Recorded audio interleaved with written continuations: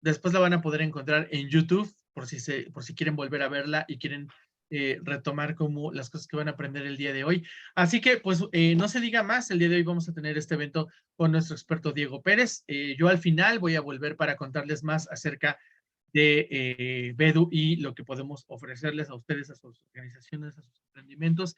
Recuerden que tienen el micrófono y la cámara disponibles para que las abran. Si ustedes quieren hacer alguna pregunta, solo les pediría que le levanten la mano, le avisen a Diego para que tengamos una interacción constante, para que no dejemos al final las dudas y que cuando termine el evento ya no nos acordemos ni cuál era esa duda. Entonces, les pediría, si es que Diego está de acuerdo, tener como esa interacción constante. Estamos listos para empezar, así que Diego, te dejo y yo los veo al final y muchísimas gracias a todos. Buenas noches.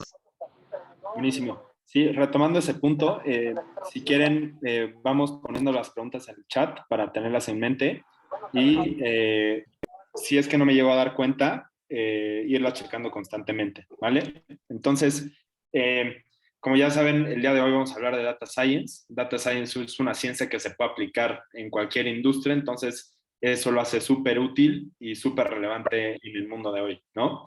Entonces, hablando un poquito de la agenda de lo que vamos a tratar el día de hoy, me gustaría comenzar presentándome.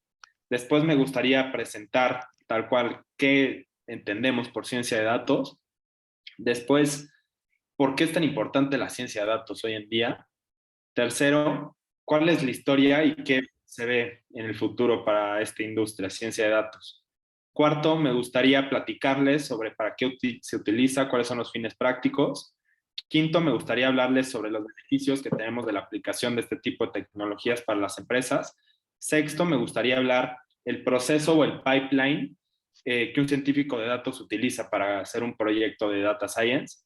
Sexto, me gustaría hablarle de las técnicas que utilizamos en ciencia de datos. Séptimo, me gustaría hablarles de las diferentes tecnologías que nos apalancamos a la hora de hacer un proyecto de data science. Octavo, me gustaría hablarles de un libro muy particular que a mí en lo personal me gusta mucho y que va mucho de la mano con esto que vamos a estar tratando hoy, que se llama AI 2041 o Inteligencia Artificial 2041. Finalmente, me gustaría que abrieran sus micrófonos y que preguntaran sobre dudas que tengan y las podamos ir resolviendo. Por último, me gustaría integrar todo el conocimiento que vamos a estar generando la noche de hoy a través de un Kahoot. Un Kahoot lo vamos a hacer dinámico, varias preguntas por ahí y finalmente pues la despedida. Ok, entonces comenzando con el primer tema, yo soy Diego Pérez Ortega, soy ingeniero químico y egresado de la Universidad Iberoamericana. Vivo aquí en Ciudad de México y tengo un enfoque en gestión financiera y, como ven, también en Data Science. Por estos dos rubros que cubro, actualmente estoy trabajando en Deloitte Consulting Group como consultor de estrategia, análisis de datos y fusiones adquisiciones. Tengo más de 2 años de experiencia en consultoría y alrededor de 10 meses de voluntariados en Venture Capital. Me interesa mucho el emprendimiento, la tecnología, la innovación y desarrollo económico en América Latina. Ya vi que por ahí hay varios latinos, argentinos específicamente, en la sesión. Entonces, un saludo hasta allá. Entonces, me gustaría comenzar la sesión del día de hoy con una frase bastante relevante que cabe muy bien en lo que vamos a estar platicando el día de hoy. Hoy más que nunca los datos se han convertido en una parte elemental de cualquier empresa que quiere conocer más a fondo sobre sus clientes, la competencia, sus productos, etc. Gracias a la ciencia de datos podemos determinar tendencias, realizar predicciones y trazar mejor la estrategia de negocio.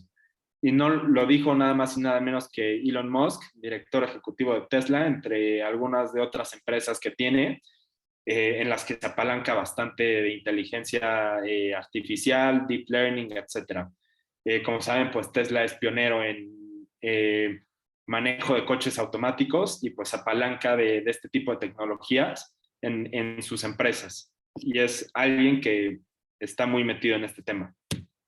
Entonces, ahora sí, pasando a lo que vamos a estar hablando el día de hoy, ¿qué entendemos por ciencia de datos? Bueno, la ciencia de datos es el estudio de datos con el fin de extraer información que sea significativa para las empresas. como vemos en el diagrama del lado izquierdo, tiene un enfoque multidisciplinario ya que combina varios principios y prácticas ya sea de matemáticas, de expertise en la materia y de ciencias computacionales. Y por último, me gustaría resaltar que el análisis de datos permite a los científicos que planteen y respondan preguntas sobre por qué pasó algo o qué pasará, ¿no? Sabemos que por el lado de la estadística tenemos estadística descriptiva que va hacia el pasado y estadística inferencial que va hacia el futuro. Entonces, la combinación de ciencias computacionales, matemáticas y estadística y expertise en la materia es lo que nos da ciencia de datos, ¿no? Vemos que tenemos ahí algunas otras intersecciones que puede ser machine learning o investigación tradicional.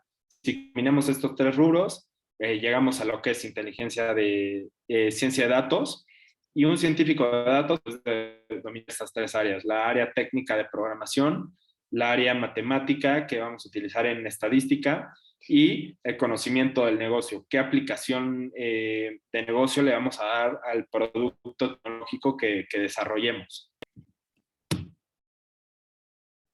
Ahora, me gustaría platicarle un poquito por qué es importante la ciencia de datos. Y por aquí tenemos una imagen de Mark Zuckerberg en el metaverso, que también se apalanca bastante de este tipo de tecnologías para desarrollar su plataforma de metaverso.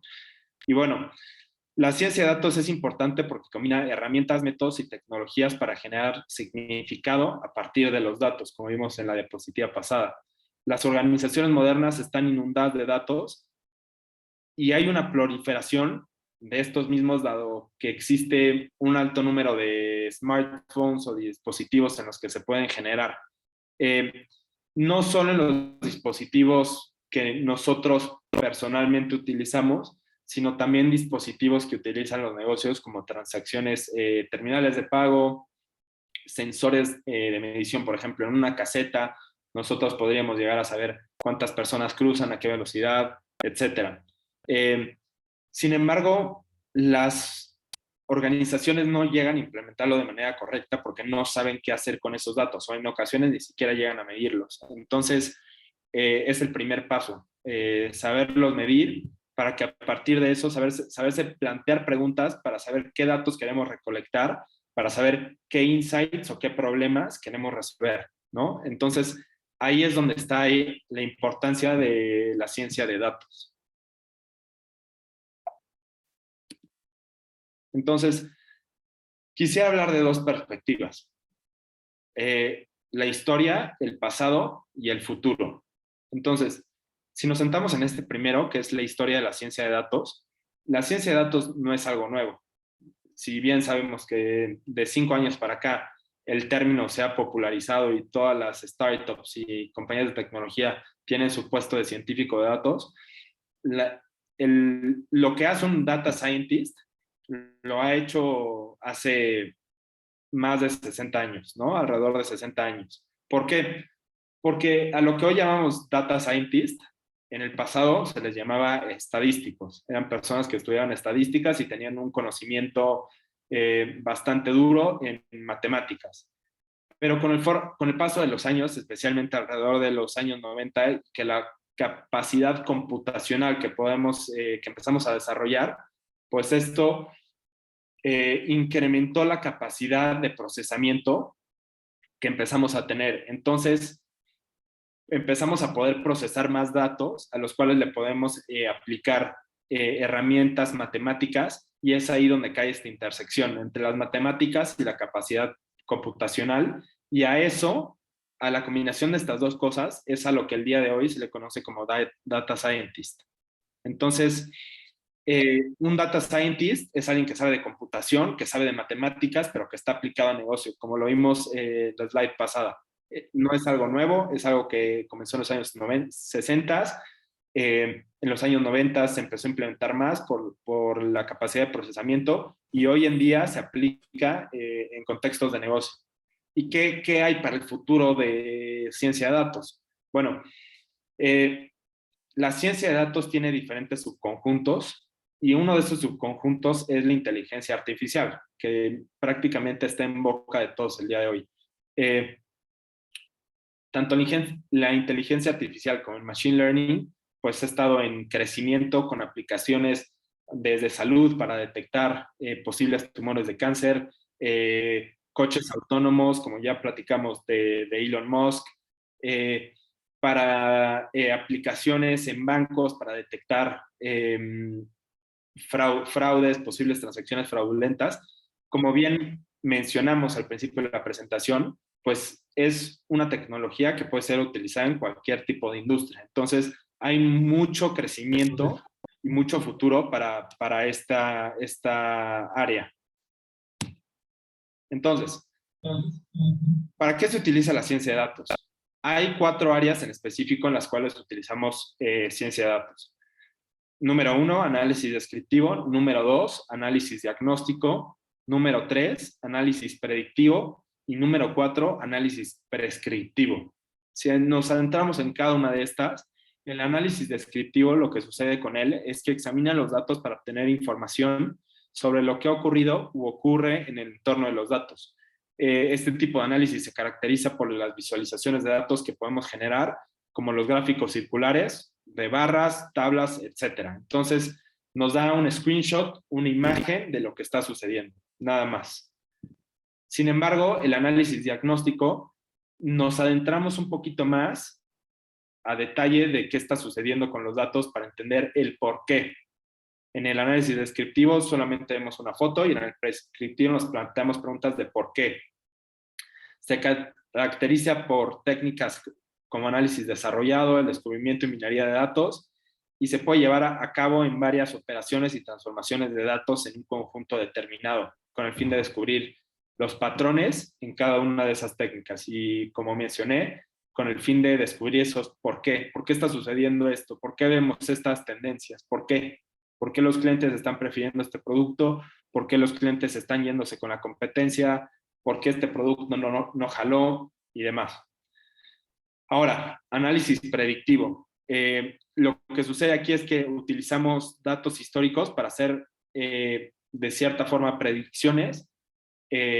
Dadas las tendencias que ocurrieron en el pasado, podríamos darnos una idea de lo que podría llegar a suceder en el futuro y tomar cartas en el asunto de acuerdo a ese posible futuro que tenemos anticipado, que calculamos en base a datos históricos, ¿no? Entonces, en cada una de estas técnicas se entrena a un algoritmo para aplicar una ingeniería reversa con acciones de causalidad de datos. Y finalmente, tenemos el análisis prescriptivo.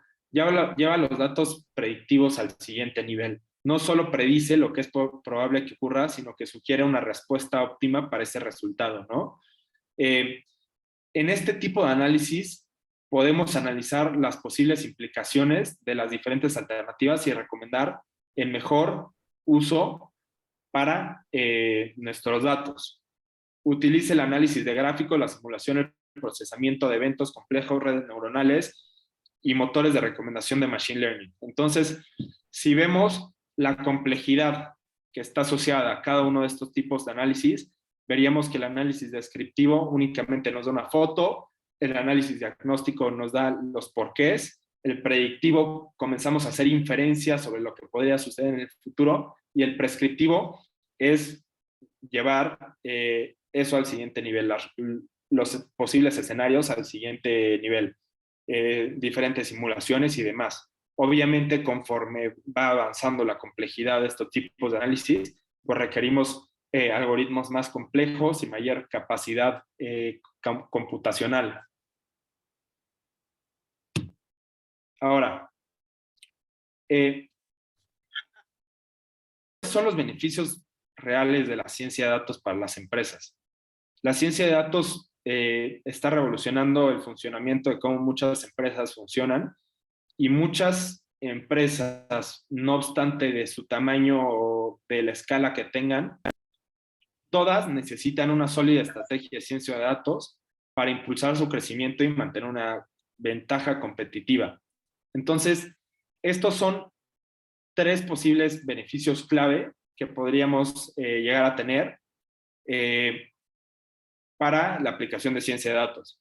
Primero, podríamos considerar patrones desconocidos de transformación. En un segundo escenario, innovar nuevos productos y soluciones. Y en tercero, optimizar en tiempo real, sobre la marcha. Entonces, entrando un poquito a cada uno de estos tres, en el primer escenario, el beneficio de descubrir patrones desconocidos de información, podríamos revelar cambios de gestión de recursos de bajo costo para lograr el máximo impacto en los márgenes de beneficio. Podríamos, por ejemplo, una empresa de comercio electrónico utiliza ciencia de datos, como es Mercado Libre, para descubrir que se generan demasiadas consultas de cliente fuera del horario comercial. O, al implementar un servicio de atención a clientes 24 horas a 7 días a la semana, la empresa podría llegar a aumentar su crecimiento en un 30%, ¿no? Entonces, este es un ejemplo específico de un patrón, de una necesidad que no se estaba cubriendo, pero por medio de la ciencia de datos podemos darle solución a esta necesidad. Segundo, podemos innovar con nuevos productos y soluciones. Esto, la verdad, yo lo he visto en varias startups. Ahorita pongo algunos ejemplos en específico que no puse aquí, pero es un uso un beneficio que tenemos a la hora de aplicar ciencia de datos. Entonces, podemos revelar lagunas o problemas que de otro modo no estábamos viendo, que estamos dejando de largo. Por ejemplo, una solución de pago utiliza ciencia de datos para analizar los comentarios que los clientes hacen sobre la empresa en las redes sociales. El análisis revela que los clientes olvidan las contraseñas durante los periodos picos de compra y no están satisfechos con el sistema actual de recuperación de contraseñas. Por lo tanto, podríamos ofrecer un nuevo producto en el cual ofrezcamos una solución más sencilla para la recuperación de contraseña, ¿no? Quiero poner otro ejemplo en específico de una startup latinoamericana que lo que está haciendo es montar una serie de cocinas virtuales, y dentro de las cocinas virtuales ellos tienen diferentes tipos de cocina: italiano, hamburguesas, chino, comida mexicana, comida saludable, ensaladas, demás, ¿no? Entonces, ¿cómo saben qué tipo de cocina ellos lanzan al mercado? Porque ellos analizan los datos. Ellos se meten a redes sociales, ellos analizan las tendencias, ellos analizan el número de pedidos que tienen en aplicaciones de mensajería de comida como Rappi, como es Uber Eats, y analizan qué tipo de comida está teniendo más éxito, y eso lo comparan también con los márgenes. Y aquellos tipos de cocina que tengan una alta demanda y que tengan buenos márgenes son en donde esta empresa se mete a ese segmento de negocio. Entonces, esta es una aplicación de cómo la ciencia de datos nos permite alinearnos a las necesidades del mercado. Y tercero, optimización en tiempo real. Podemos predecir cambios y reaccionar de manera óptima a las circunstancias cambiantes. Un ejemplo de esto es los envíos que utilizan los camiones para reducir el tiempo de inactividad. En este caso, si los camiones se averían, identificamos las rutas y los patrones más rápidos y ajustamos los horarios de los camiones. Además, al optimizar en tiempo real, creamos un inventario de repuestos comunes para los camiones y que pueden repararse más rápido, ¿no? Estos son algunos beneficios que tenemos a la hora de aplicar ciencia de datos, pero tenemos más. Podemos llegar a tener más, y situaciones particulares, casos de éxitos, hay mucho. Ahora, entrando un poquito más técnico, ¿cuál es el proceso de la ciencia de datos? Un problema empresarial suele iniciar el proceso de ciencia de datos. Un científico trabaja con las partes interesadas del negocio. Como mencioné al comienzo de la presentación, un científico de datos tiene que tener conocimiento de los problemas del negocio, no solo aparte de los conocimientos computacionales y conocimientos matemáticos. Entonces, el primer paso es definir el problema. Planteamos preguntas para ver cómo podemos resolver esto. Y una vez que tenemos las preguntas necesarias, las preguntas que queremos resolver, las preguntas a las que queremos respuesta, seguimos 5 sencillos pasos. Si vamos de izquierda a derecha, el primer paso sería la obtención de los datos. El segundo paso sería la limpieza o depuración de datos. El tercer paso sería la exploración de los datos. El cuarto paso, el modelaje de los datos. Y el último, la interpretación de los mismos. Entonces, yendo de forma secuencial, a la hora de la obtención de los datos hay posibles fuentes de las cuales un científico de datos puede tener acceso, ya sean internas dentro de la empresa o externas. Si es internas dentro de la empresa, esto por lo general sucede dentro de las bases de datos de la empresa, puede ser a través de lo que se tenga en la nube de Oracle, o puede ser que se tengan en archivos locales que alguien tiene en su computadora, o puede ser de archivos en Internet.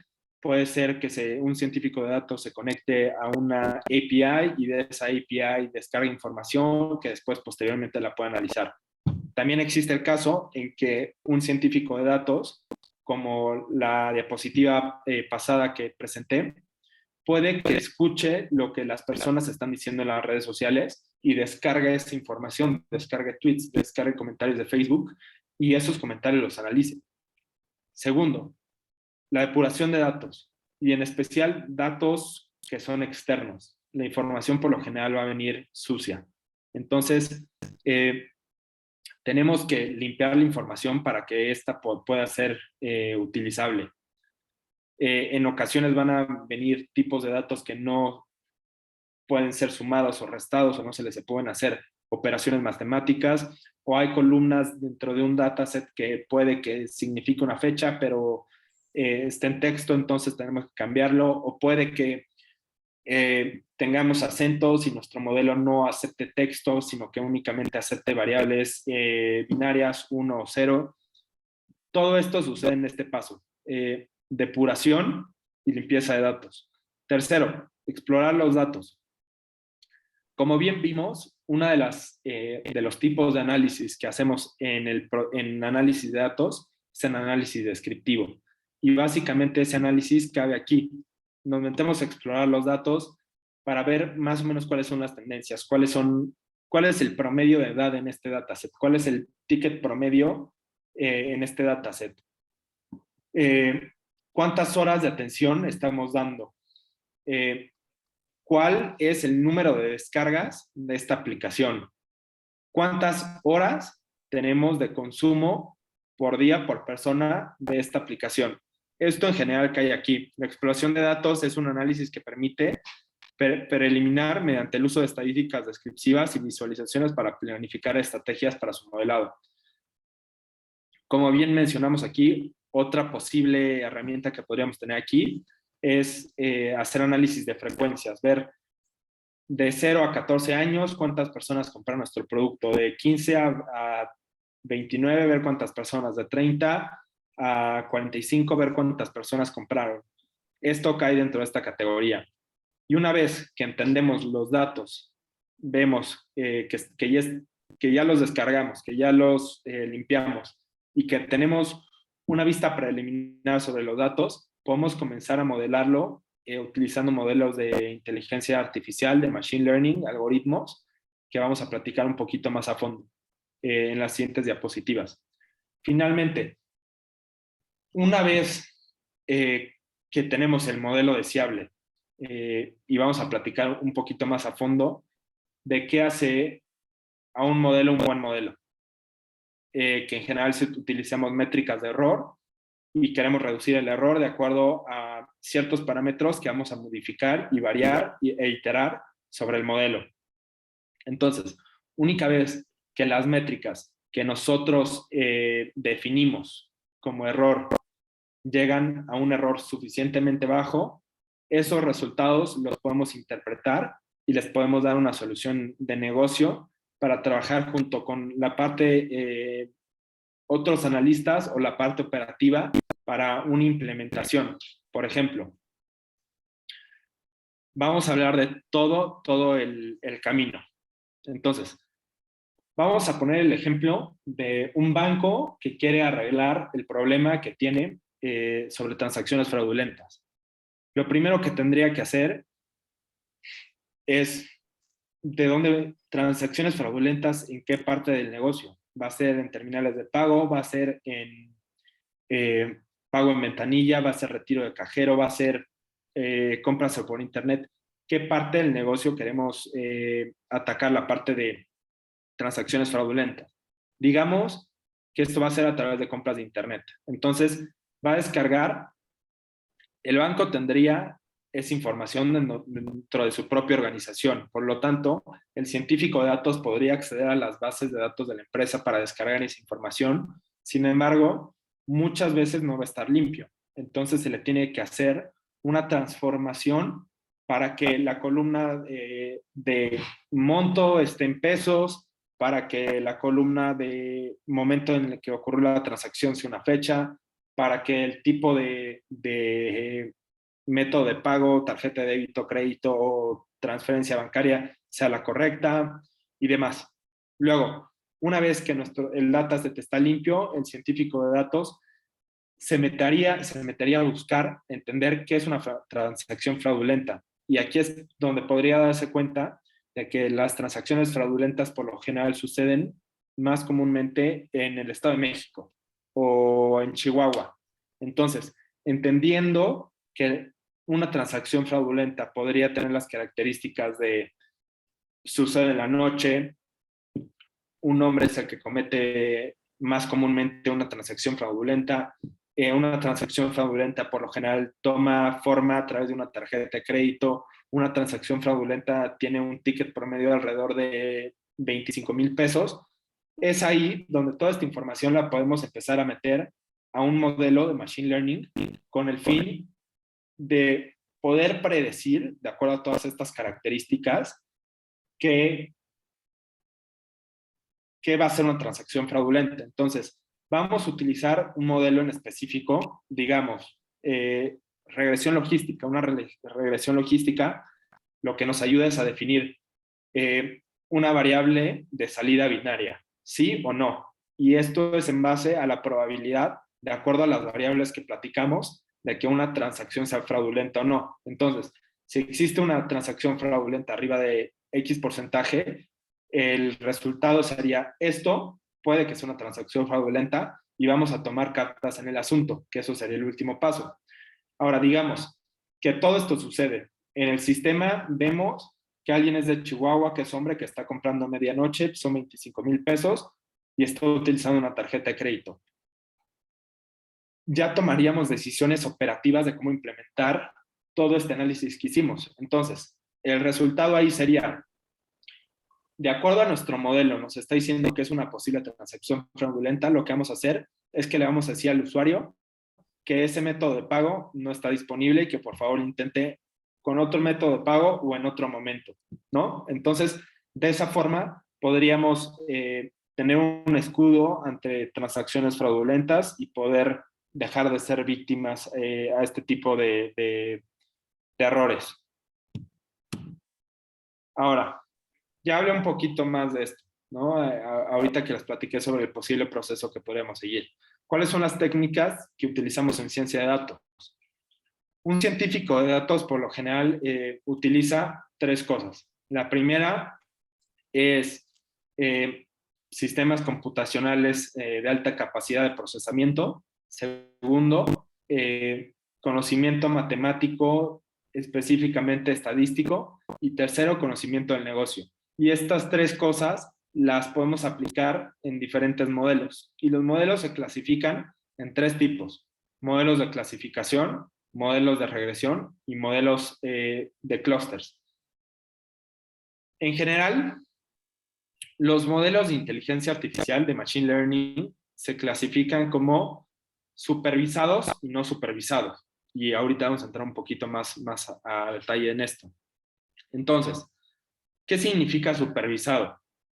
Supervisado significa, como ya platicamos hace un momento, que utilizamos datos históricos sobre tendencias que ya ocurrieron para poder predecir, de acuerdo a ciertas variables, lo que podría llegar a pasar. Entonces, en el aprendizaje supervisado nosotros vamos a entrenar un modelo con respuestas pasadas que ya tuvimos. Y eso nos da un buen indicador de lo que podría llegar a suceder en el futuro. Entonces, en aprendizaje supervisado, en modelos de Machine Learning supervisados, se les dice, nosotros le damos etiquetas al modelo y a través de un dataset de entrenamiento, que por lo general nosotros tomamos un dataset que tiene un tamaño de 80% entrenamiento para que el modelo sea suficientemente capaz de calcular situaciones en específico, pero que no sea suficientemente específico para que se aprendan las respuestas, pero que tampoco sea generalista el modelo. Entonces, por eso tenemos alrededor del 80% de un dataset para entrenamiento.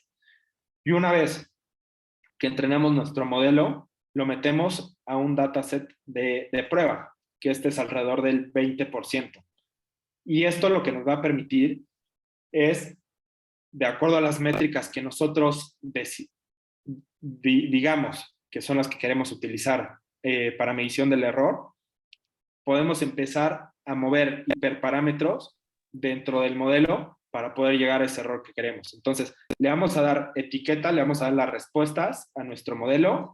El modelo va a estudiar, va a buscar patrones y en el dataset de entrenamiento va a tratar de adivinar lo que sucedería de acuerdo a esas tendencias, esas características que vio. Y lo que vamos a hacer nosotros va a ser comparar esas respuestas que calculó el modelo contra las respuestas reales que nosotros tenemos y calcular el error, qué tan diferentes son las respuestas que me dio el modelo contra las respuestas que realmente tenemos. Entonces, ahí una vez que es positivo, ya seguimos con el siguiente paso. Y todo esto lo digo ¿por qué? Porque el aprendizaje supervisado, los modelos de Machine Learning de aprendizaje supervisado entran en clasificación y regresión. Clasificación, les voy a poner un ejemplo. Clasificación vamos a decidir si este tumor, o bueno, sí, vamos a darle una aplicación en medicina. Hablemos de cáncer de mama. Vemos que una mujer tiene una bola en el pecho. Entonces, de acuerdo a diferentes características, tamaño, color, años que lleva ahí el tumor, podríamos llegar a calcular si fue o no fue cancerígeno. Y de acuerdo a datos históricos de diferentes tipos de tumores que hemos visto en el pasado, podríamos darle a nuestro modelo un tumor nuevo y con base en estas características, tamaño, color, año que lleva en el paciente, podríamos ver si es o no es cancerígeno y tomar decisiones al respecto. Entonces, clasificación nos va a ayudar a decidir si algo entra dentro de una categoría o dentro de otra. Por lo general aquí, si vemos algunos de los ejemplos que colocamos, podemos ordenar los productos como populares o no por populares. Uno u otro, blanco o negro. También podríamos ordenar las solicitudes de seguro como de alto o bajo riesgo y tomar decisiones de negocio con base en eso. Ahora, moviéndonos a la segunda parte de modelos, algoritmos de aprendizaje supervisado. Esta es la regresión. La regresión es un método para encontrar una relación entre dos puntos de datos que aparentemente no se relacionan. La conexión suele modelar en torno a una fórmula matemática y se representa en forma de gráfico o curvas. Y tercero, cuando se conoce el valor de un punto de datos, se utiliza la regresión para producir el punto entre estos dos datos. Ahora, vamos a poner ejemplos. ¿Qué es un modelo de regresión? La tasa de propagación de enfermedades transmitidas por aire, la relación entre la satisfacción de los clientes y el número de empleados. Otros ejemplos serían, si yo invierto tanto en marketing, ¿cuánto espero que esa inversión en marketing regrese como gasto del cliente? Entonces, lo que hacemos con regresión es calcular diferentes puntos en una gráfica y diferentes variables, ya sea X contra Y, o puede ser una variable de salida con varias variables independientes, ver cuál podría ser la posible variable de salida con base en esas variables independientes. Los modelos de regresión principalmente podrían ser regresión lineal, que es la más común que conocemos, y igual mx más b, o regresión lineal, pero de múltiples variables, x1, x2, x3, x4 y demás. O regresión logística, que esa ya entraría también dentro de un poco de clasificación, porque nos da una variable binaria de salida. Si en una transacción podría ser fraudulenta o no fraudulenta. Ahora, ¿qué es aprendizaje no supervisado? No supervisado, pues sería lo opuesto de supervisado. Si en supervisado nosotros seguimos un proceso en el que le damos las respuestas a nuestro algoritmo para que aprenda patrones y después sepa generalizarlos en situaciones futuras, en no supervisado nosotros no tendríamos eso. No le estamos dando las respuestas a nuestro algoritmo. ¿Por qué? Porque en ocasiones ni siquiera lo tenemos. A ver, les voy a poner ejemplos específicos que he tenido en el trabajo.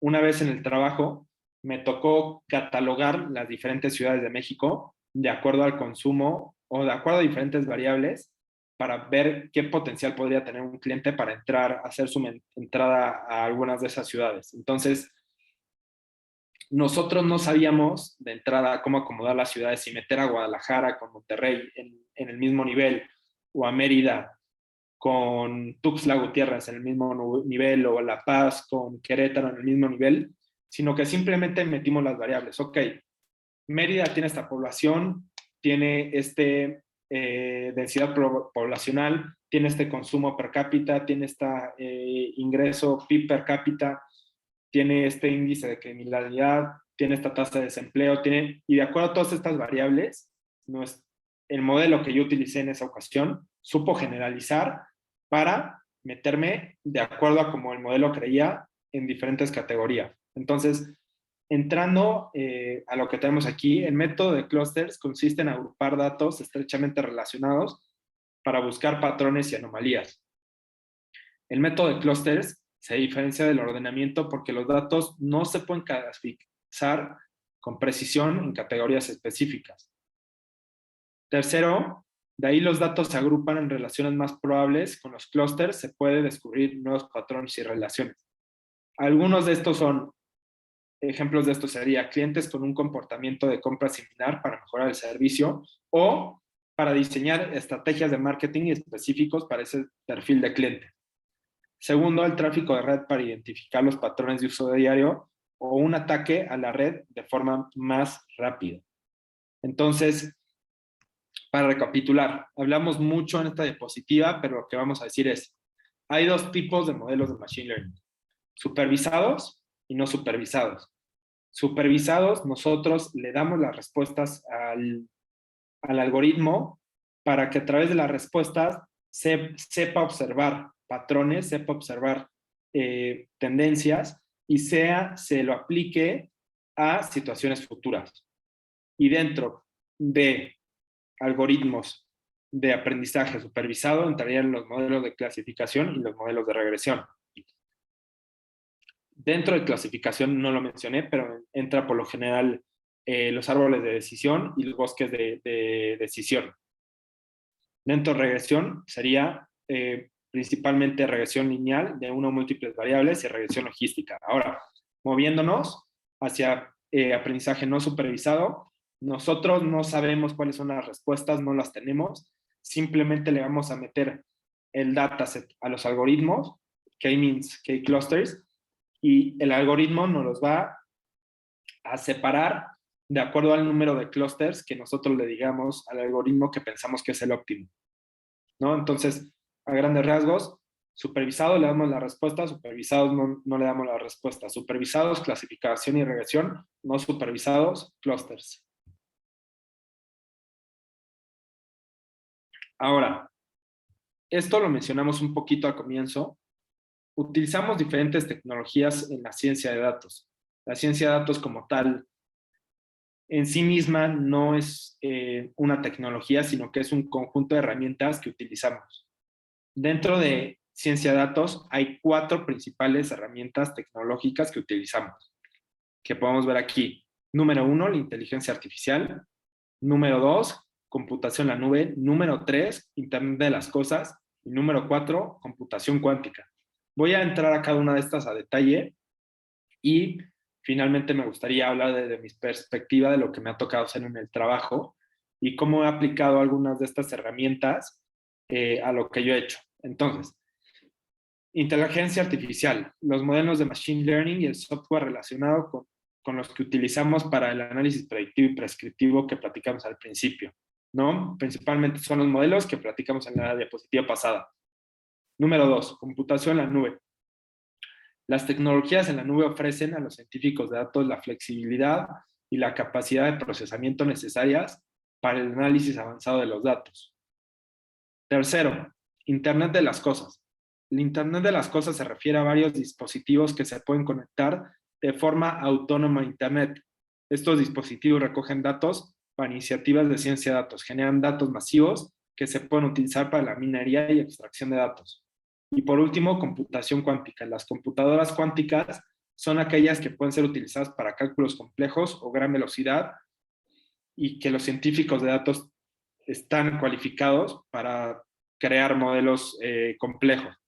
A mí personalmente, en el trabajo, me ha tocado trabajar con inteligencia artificial, computación en la nube y en ocasiones Internet de las cosas. Vamos a entrar a cada uno de estos a detalle. En inteligencia artificial me ha tocado trabajar, poniendo el mismo ejemplo que platiqué en la diapositiva pasada, diferenciar las ciudades de México de acuerdo a potencial de mercado que podrían tener cada uno. Lo metimos un modelo de clusterización y lo dividimos en 5 categorías, donde la primera era la de mayor potencial para hacer una entrada. Computación en la nube. Muchas veces con los equipos que nosotros vamos a trabajar van a extender alrededor de los 8 gigabytes de RAM, máximo unos 24 gigabytes de RAM, y eso ya es muchísimo. Pero también vamos a trabajar con datasets en ocasiones de 100 gigabytes, 150 gigabytes, que si lo queremos meter a una computadora de 8 gigabytes o hasta una de 24 gigabytes de RAM, no nos va a dar. Si queremos que un modelo de machine learning analice esa cantidad de datos, no vamos a tener la capacidad computacional. Entonces, lo que se tiende a hacer en la industria es trabajar con libretas en la nube, por ejemplo, Google Colab, ya que a través de estas herramientas la capacidad de cómputo no recae sobre nuestro propio equipo, sino que recae sobre los servidores de Google.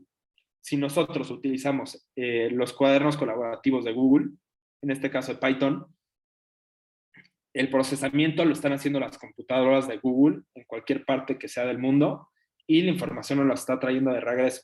Entonces, esto hace más eficiente trabajar con datos de 100 gigabytes o más, datasets pesados. Es por eso que utilizamos computación en la nube. Internet de las cosas. En una ocasión me tocó trabajar con dispositivos que utilizaba la figura de preventa para hacer sus pedidos. Entonces, lo que sucede ahí es que estos dispositivos se conectan a Internet y lo mandan a la base de datos de la empresa. Esa base de datos fue la que nosotros analizamos para ver patrones en los comportamientos del consumidor. Cuánto está gastando, qué categorías prefiere, si prefiere que en ciertas categorías le dé descuento, si prefiere algún volumen en específico de acuerdo a las diferentes presentaciones y SKUs, cuál es su ticket promedio, cuánto tiempo está tardando en pagar si es que se le dio crédito, y tomar decisiones de negocio en base a eso.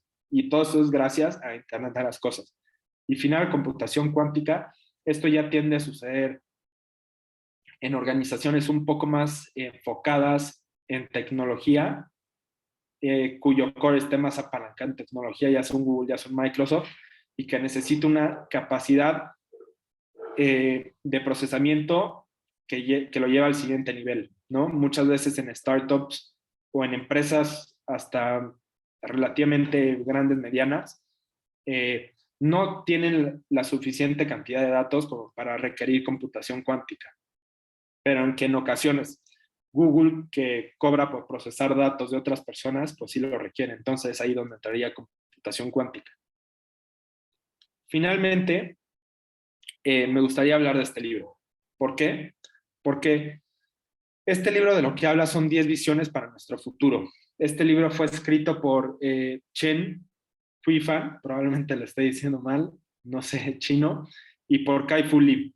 Estas dos personas han tenido puestos en la industria de la tecnología bastante relevantes. En especial, Kai-Fu Lee me parece que fue el encargado de inteligencia artificial de Google en China y ha invertido en diferentes startups enfocado a este tipo de tecnologías que han sido bastante exitosas.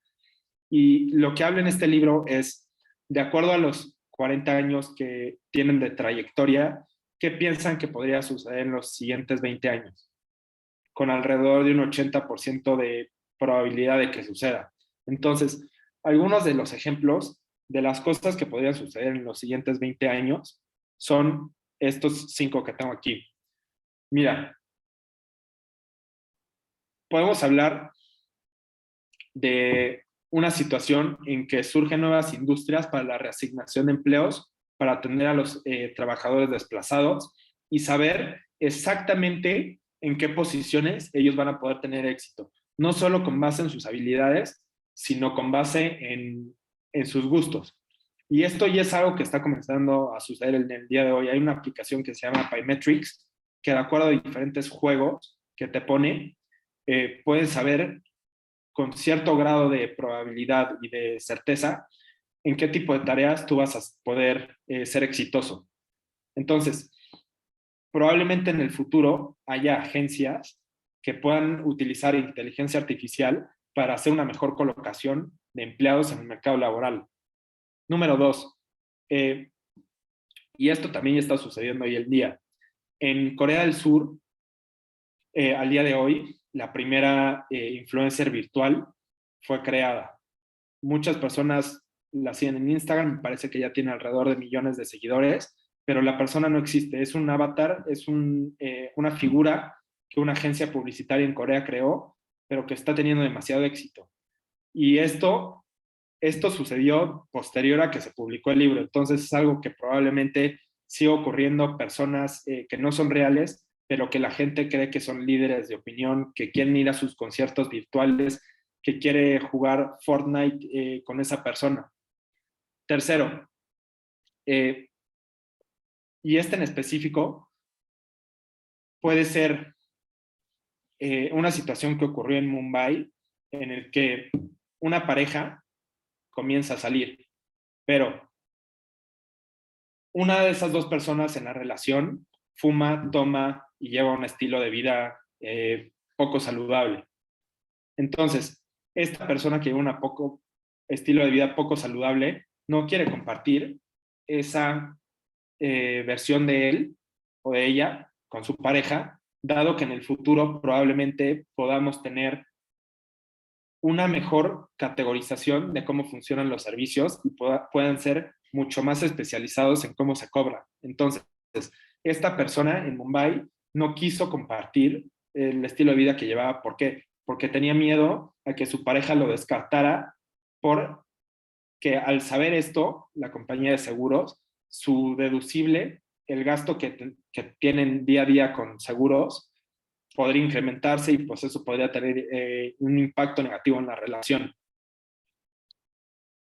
Y finalmente, cómo un científico de datos en el futuro podría tener una vida deshonesta y podría llegar a crear deepfakes de políticos. Y esto ya sucedió al día de hoy con el presidente de Ucrania. Le han hecho varios videos de propaganda rusa en contra de él, haciendo deepfakes de su cara, platicando de cosas que él nunca dijo, pero que están a favor de la visión de Rusia.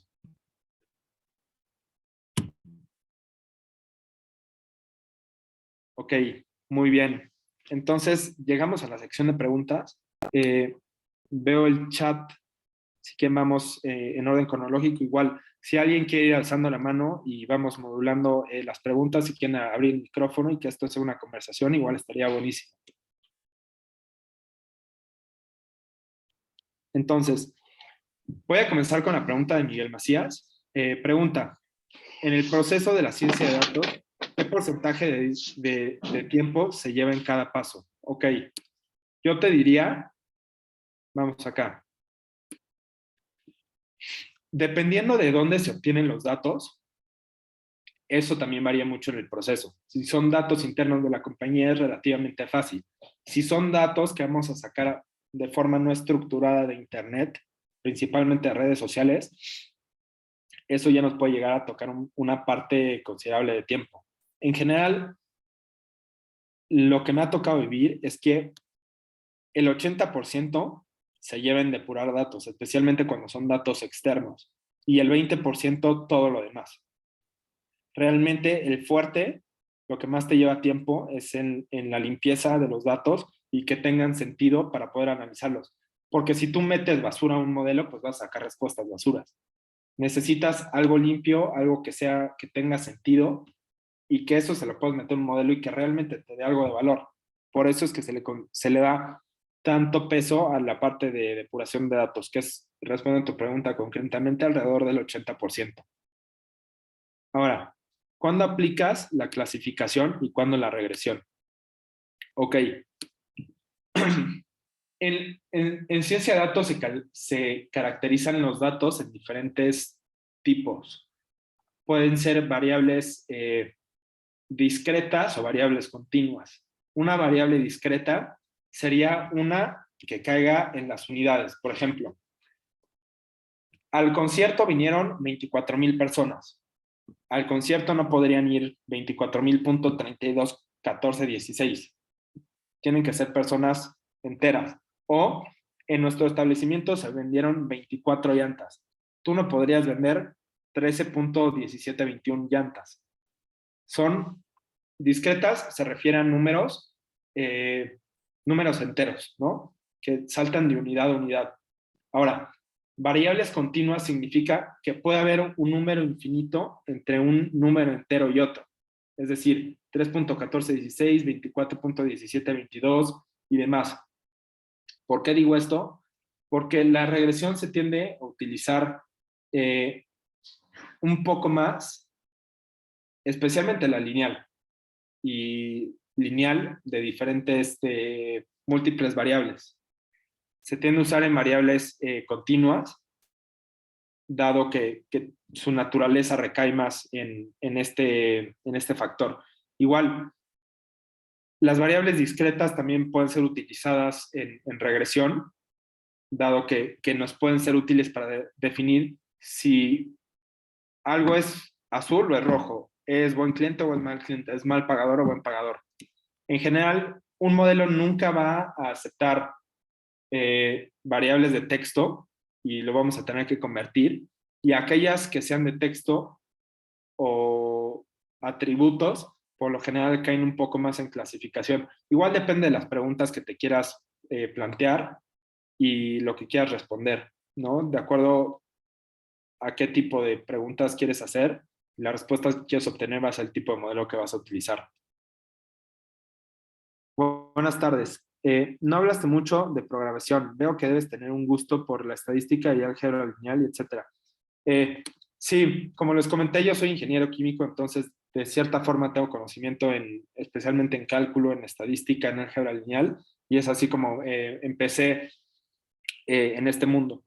Un poquito más sobre el contexto. Muchas veces en Latinoamérica, dada la velocidad a la que va la tecnología, las carreras no se adaptan a las necesidades del mercado. Entonces, me imagino que muchos de nosotros somos administradores, ingenieros, abogados, psicólogos, pero pocos somos ingenieros, o bueno, pocos serán los científicos de datos por educación académica. Eso se va aprendiendo más sobre la marcha y tomando cursos y aprendiendo por nuestra cuenta fuera de la universidad.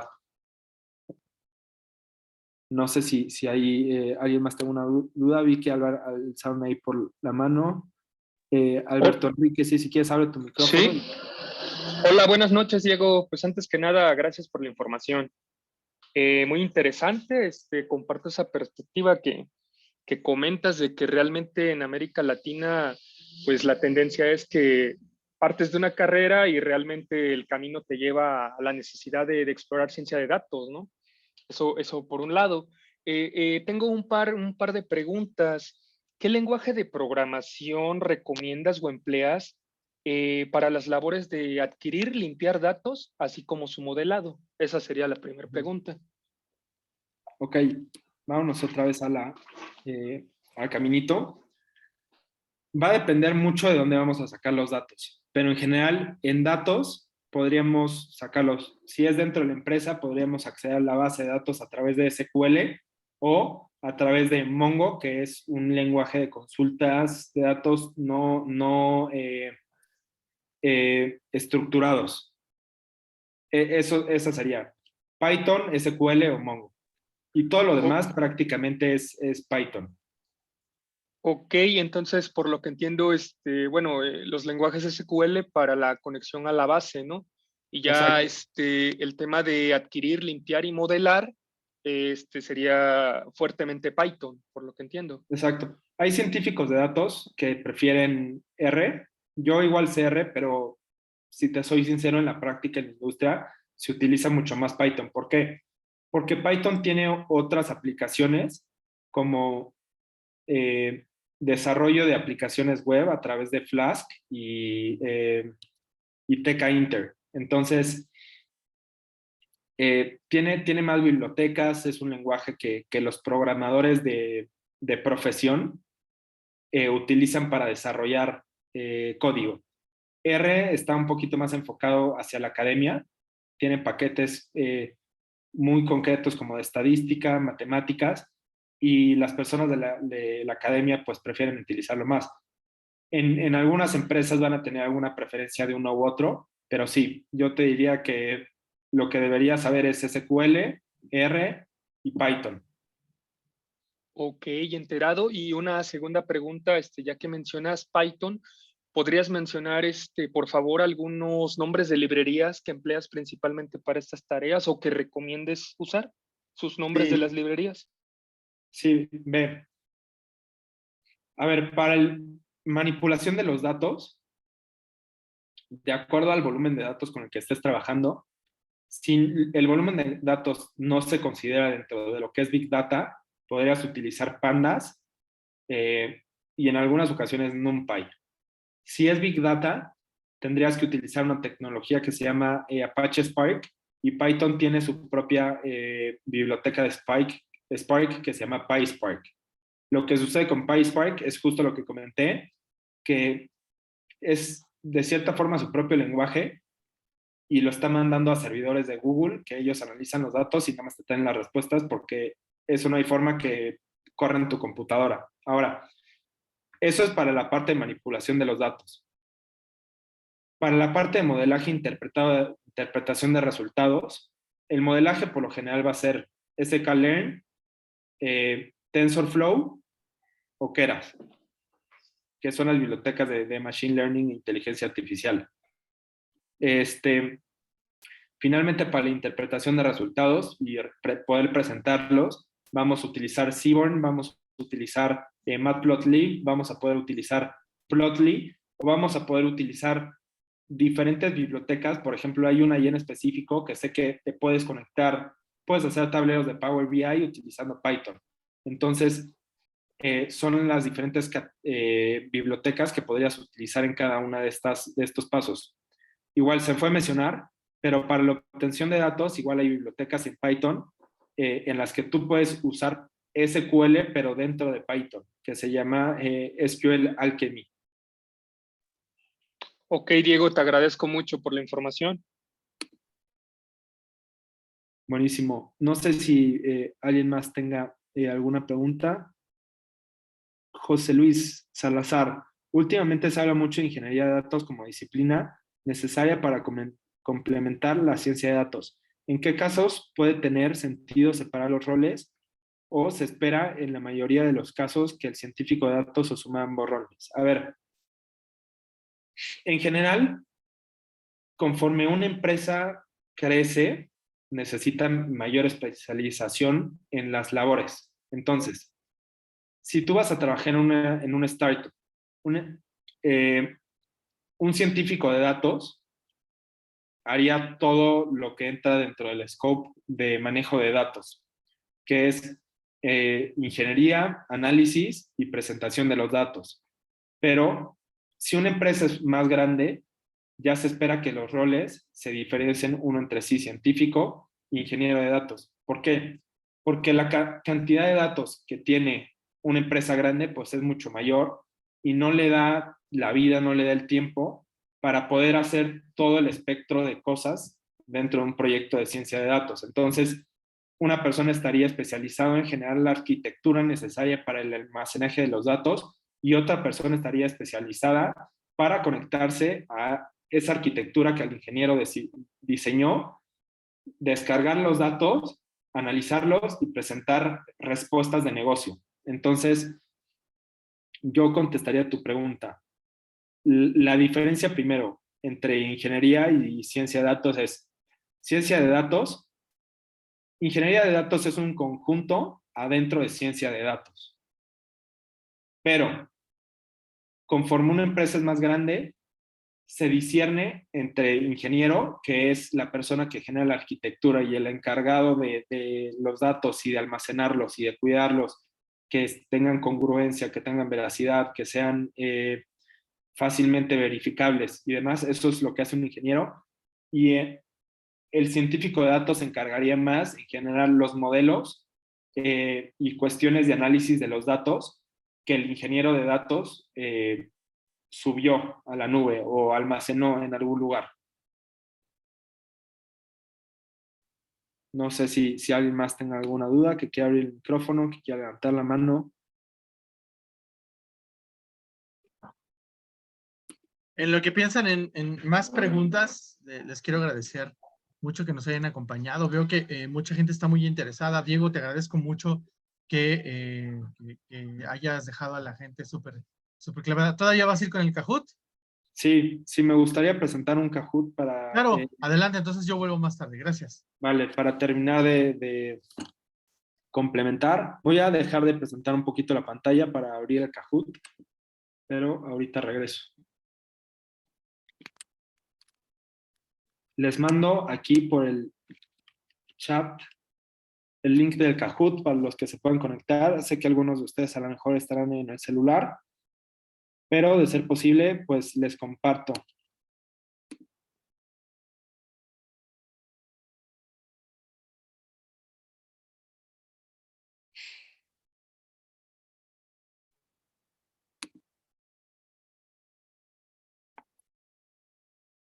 Ok, a ver. Entonces, aquí tenemos el pin del juego y el código de QR para quienes se quieran unir. Soy ingeniero de validación de servicio y estudiante de data science. La forma en la que conocí a Vivo fue a través de... Les pongo aquí por el chat. Por medio de las redes sociales, navegando a través de LinkedIn. Kahoot.it. Lo que me convenció a estudiar y el pin sería 55. Curso de data science, a leerlo sobre que contenía los módulos que me interesaba estudiar y la forma en la que está programado el aprendizaje tanto haciendo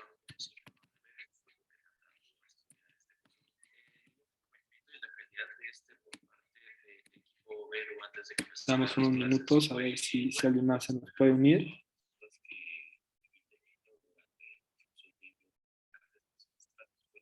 Fernando, ahí está Fernando, ahí está Miguel.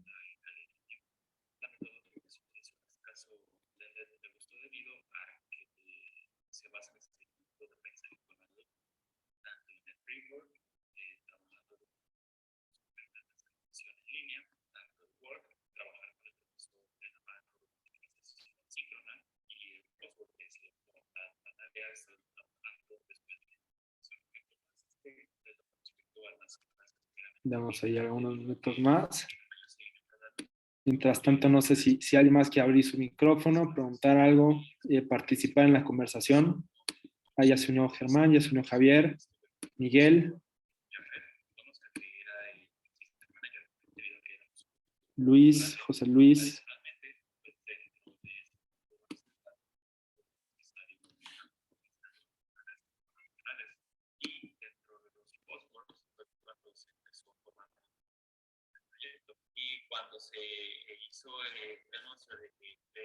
José Luis, Germán, Javier, Fernando, Miguel. Gracias por participar. Aquí están en la sala de espera. Tenemos 5 personitas. No sé si algo más que a sumar. De los 14 participantes, Bogar.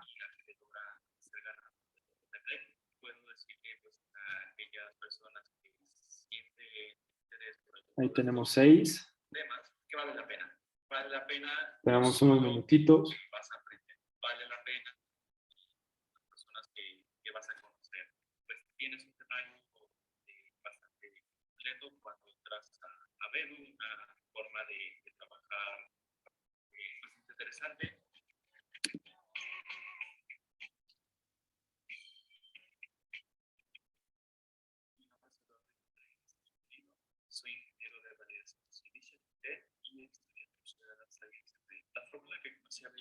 Vamos ahí unos minutitos. Vuelvo a mandar el link.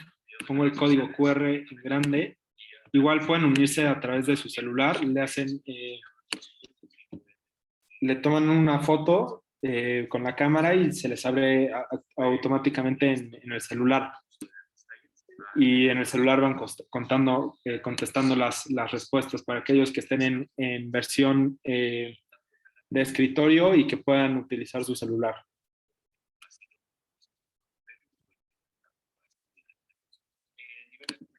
Vuelvo a compartir el link por acá, por si a alguien se le fue.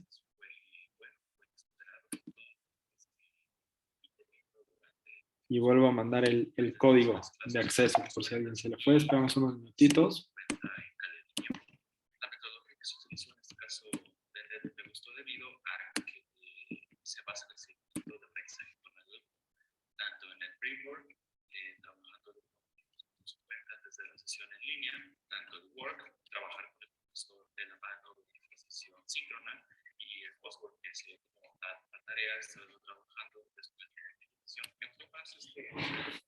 Buenísimo. Entonces, yo creo que seríamos todos por el momento. Entonces, ¿les parece si damos comienzo al Kahoot? Venga, mucha suerte a todos. 1, 2, 3. Ahí va. Primera pregunta y lo platicamos. ¿Qué es la ciencia de datos?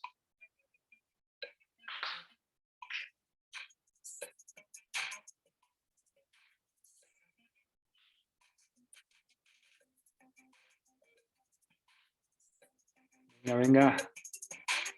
Ahí se va a vencer el tiempo. ¿Qué es la ciencia de datos? Uy. Ahí 4 no llegaron a responder. Quiero bien atentos para la siguiente. Venga. 1, 2, 3. Venga. Germán. Ahí. La ciencia de datos es la intersección entre...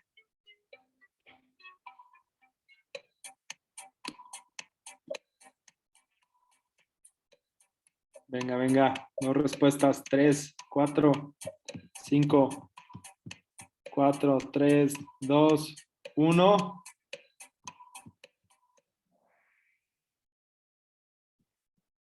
Uy, ahí se fueron conocimientos en la materia, matemáticas y estadística. Recuerden que vimos un diagrama de Venn que era entre las 3.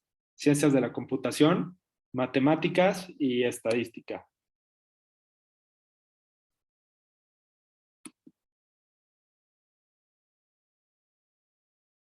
Esta es opción múltiple. ¿Por qué es importante la ciencia de datos?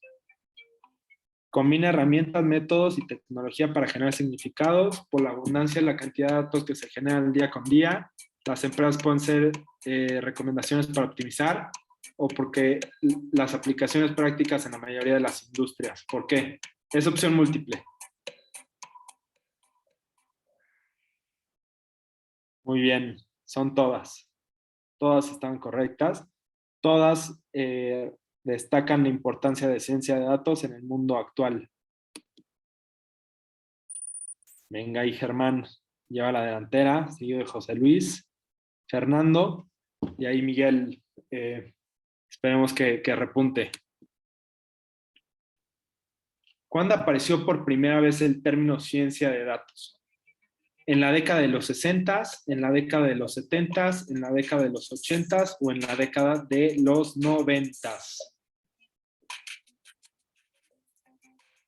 Venga, venga. Esto está fácil, venga.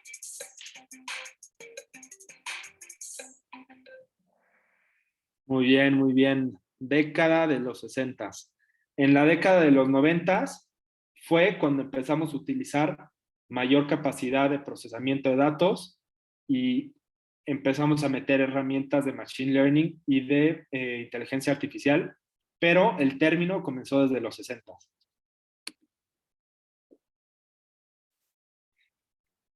Venga, venga. José Luis sube a primero, le roba el podio. Examina los datos para obtener información sobre lo que ha ocurrido o ocurre en el entorno de datos.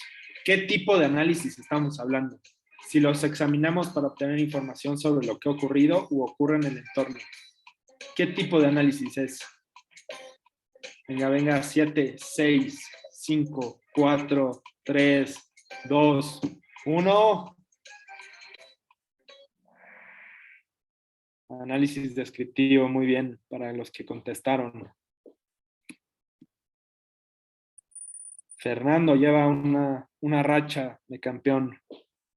Venga, venga, esperemos ahí que Miguel y Javier repunten para llevarse el podio. Sexta, utiliza los datos históricos para hacer previsiones sobre patrones de datos que pueden producirse en el futuro. ¿Qué tipo de análisis estamos hablando?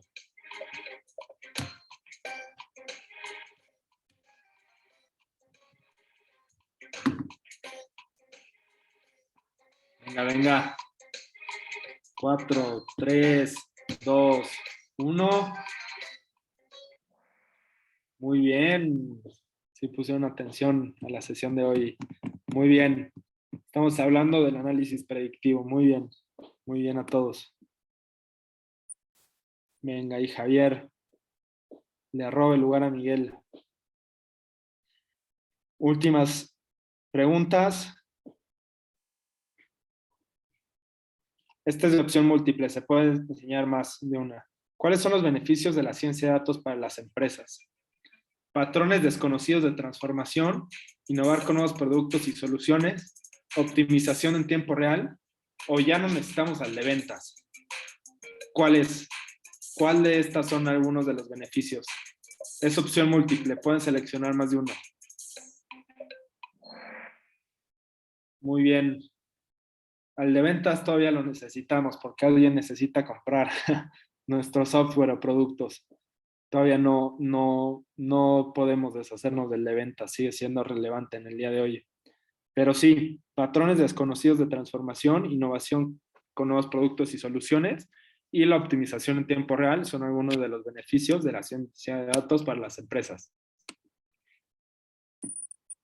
Venga, Fernando, lleva 5 al hilo, es imparable. Está en llamas, Fernando. ¿Cuántos pasos tiene el proceso de ciencia de datos? Lo platicamos, lo dijimos, se le repitió inclusive. Venga, venga. 3 respuestas ahí. 4, 5. Venga, 4. Exactamente, 5 pasos. 5 pasos. Exactamente. Y última pregunta, ¿las quesadillas deben de llevar queso? ¿Deben de llevar queso, sí o no?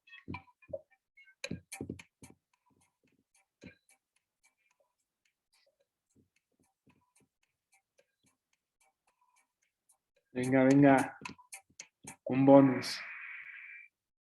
Y sí, las quesadillas sí deben de llevar queso, porque si no sería un taco. Entonces, para los que contestaron que no, están comiendo un taco, no una quesadilla. Veamos quién se queda con el podio. Miguel, felicidades a Miguel. Venga, Germán, segundo lugar. Fernando, 6 de 9, muy bien. Puso mucha atención Fernando ahí. Muchas felicidades a todos los ganadores. Muchas felicidades. Quedaron en el podio el día de hoy.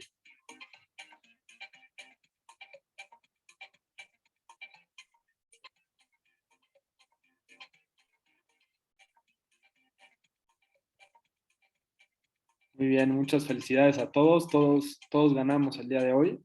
Le voy a poner dar next y voy a dejar de compartir pantalla.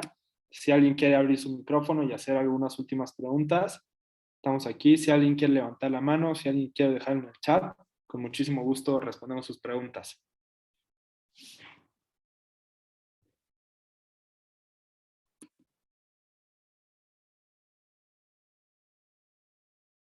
Ahí vemos una mano alzada. Alberto, sí, con mucho gusto. Sí, ¿quieres abrir tu micrófono? Hola, Diego, aquí de nuevo. Una Sí. preguntota. En tu experiencia, ¿te ha tocado trabajar alguna vez con datos adquiridos a partir de Twitter? ¿Tienes alguna experiencia trabajando ese tipo de datos? ¿Realizando Sí, modelos? sí, un modelo como tal no, pero sí me tocó descargar los comentarios para una aplicación de la App Store para ver cuál era la percepción del cliente sobre la aplicación. Más allá de una escala de 1 a 5 estrellas, ver qué opinión se tenía acerca del cliente. Y ahí lo hicimos a través de Python. Python tiene una integración tanto con Google Store como con Apple Store, en donde puedes descargar los comentarios. Y lo que sucedió fue que algunos de los comentarios tenían emoticones, algunos tenían acentos, y lo que tuvimos que hacer fue pues quitar todo lo que no nos servía y quedarnos con las palabras clave a los cuales, de acuerdo al contexto en el que estaban, se les daba una escala de si eran palabras positivas o palabras negativas, y al final a través de eso pudimos ver realmente con una mayor precisión cuál era la percepción del cliente sobre las aplicaciones. Ah, ok, por lo que entiendo es sobre la calificación de la app en Google Store, ¿no? App Store. Exacto. Pero mi pregunta era referenciada a extracción sobre temas o algunos usuarios o temas en particular puntualmente sobre Twipi. Sí, no me ha tocado extraer información sobre Twitter, pero sí se puede. Sí tiene igualmente Twitter tiene su propia API en la que tú puedes acceder a diferentes tweets, y esos tweets pues es un análisis de sentimientos del procesamiento del lenguaje natural utilizando modelos de Machine Learning. Ok, gracias por la información. Gracias a ustedes. Hola, Diego, ¿alguna bibliografía adicional sugerida? Para este caso no, utilizamos la información que traíamos de acuerdo a nuestra experiencia en la industria, entonces fue 100% de nuestro lado, de lo que nos ha tocado vivir. Muchas gracias por la charla, y Miguel, gracias a ustedes por venir. Fernando, muchas gracias, muy interesante la presentación. A ti, muchas felicidades por llevarte la medalla de oro en las Olimpiadas de Ciencias de Datos.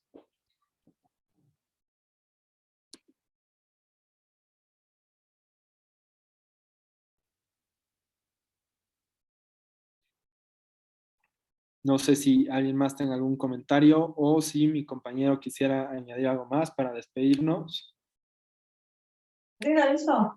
Hola. Sí, Diego, discúlpame.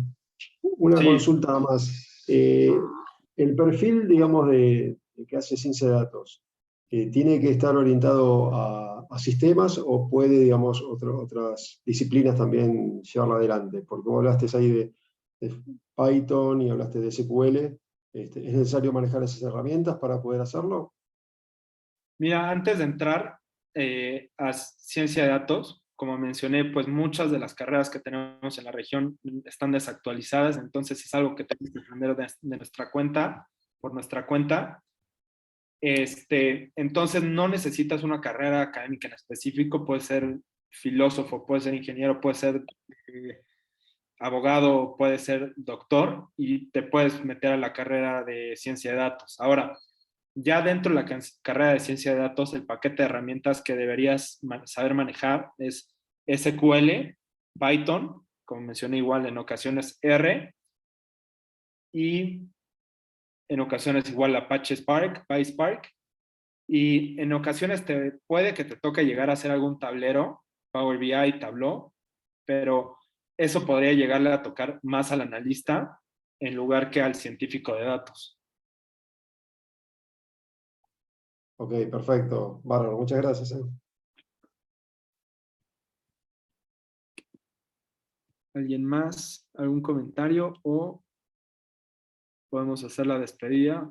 Mi compañero, no sé si quisiera agregar algo. Diego, pues muchísimas gracias. Gracias a todos los que nos acompañaron. Nosotros somos Vedo, somos una empresa de formación de talento. Estamos muy enfocados en ayudar a las organizaciones a implementar este tipo de tecnologías que les puede ayudar muchísimo, como ya les comentó Diego. Gracias a todos los que participaron, gracias a los que estuvieron aquí atentos. Qué bueno que se lleven muchas cosas nuevas, muchas dudas nuevas también, qué bueno. Y pues Diego, no me queda más que agradecerte. ¿Quieres cerrar el evento con algo? Muchas gracias a todos por su participación, un super evento muy dinámico, me gustó mucho interactuar con ustedes y qué bueno que pudimos hacer el Kahoot, estuvo muy, muy divertido. Pues no queda más que decirles muy buenas noches, gracias por habernos acompañado y que estén muy bien. Nos vemos en la siguiente. Buenas noches. Gracias, buenas noches.